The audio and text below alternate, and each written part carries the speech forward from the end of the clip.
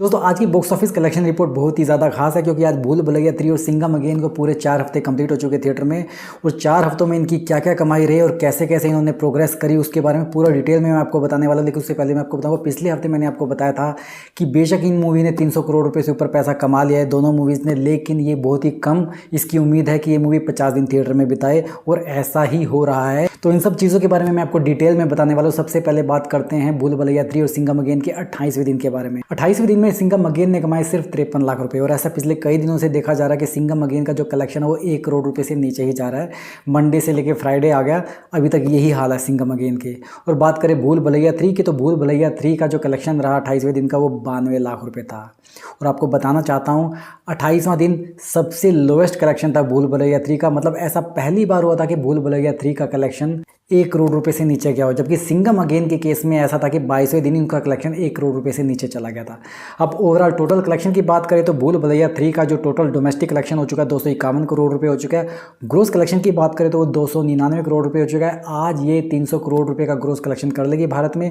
और world wide collection की बात करें तो इसका वर्ल्ड वाइड कलेक्शन 377 करोड़ रुपए हो चुका है, जिसमें भारत से बाहर इसने 378 करोड़ रुपए कमाए। वहीं अगर सिंघम अगेन की बात करें तो सिंघम अगेन का डोमेस्टिक कलेक्शन 242 करोड़ रुपए है और ग्रोस कलेक्शन हो चुका है इसका 290 करोड़। इस बात की बहुत ही कम उम्मीद है कि भारत में 250 करोड़ रुपए का ये नेट कलेक्शन कर लेगी। और world wide collection Singham again का 365 करोड़ रुपए हो चुका है। अभी भी ये 10 करोड़ रुपए शॉर्ट है 375 करोड़ रुपए का अपना बजट रिकवर करने से। और इंडिया से बाहर इसने अब तक 75 करोड़ रुपए कमा लिए हैं। मैंने पिछले हफ्ते आपको बताया था कि बेशक ये दोनों मूवी 300 साढ़े 300 करोड़ रुपए का अब तक कमा चुकी हैं, लेकिन इस बात की बहुत ही कम उम्मीद है कि ये 50 दिन थिएटर में बिताएंगी।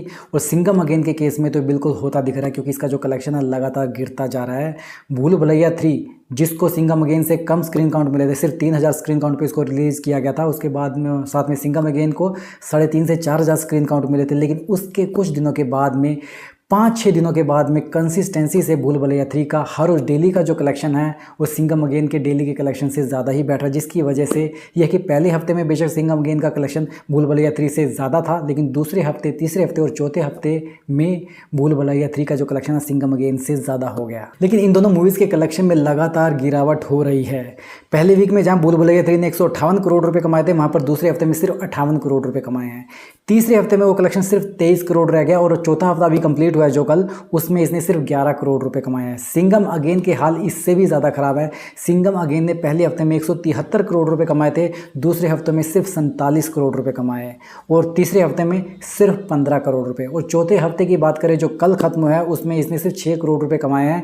मतलब चौथे हफ्ते में भूल भुलैया 3 ने 5-6 करोड़ रुपए एक्स्ट्रा कमाए हैं सिंघम अगेन से।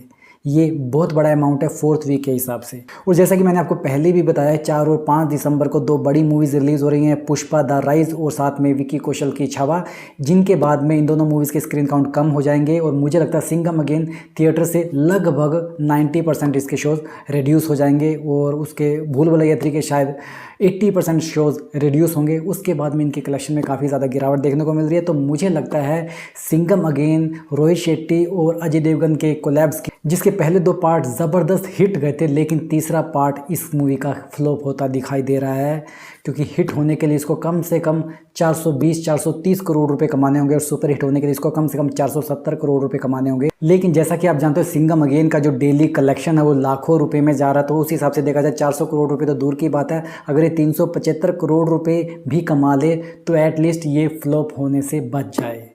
तो आपका इसके बारे में क्या ख्याल है मुझे कमेंट बॉक्स में जरूर बताइए। इन दोनों मूवीज़ के कलेक्शन पर हमारी नज़र रहेगी। तो बने रहिए चैनल पर। अगर आपको ये वीडियो पसंद आए तो इस वीडियो को लाइक कीजिए। ऐसे ही और एंटरटेनमेंट के वीडियोस के लिए चैनल को सब्सक्राइब कीजिए। आपसे जल्दी फिर मुलाकात होगी, तब तक स्वस्थ रहें, मस्त रहें और व्यस्त रहें।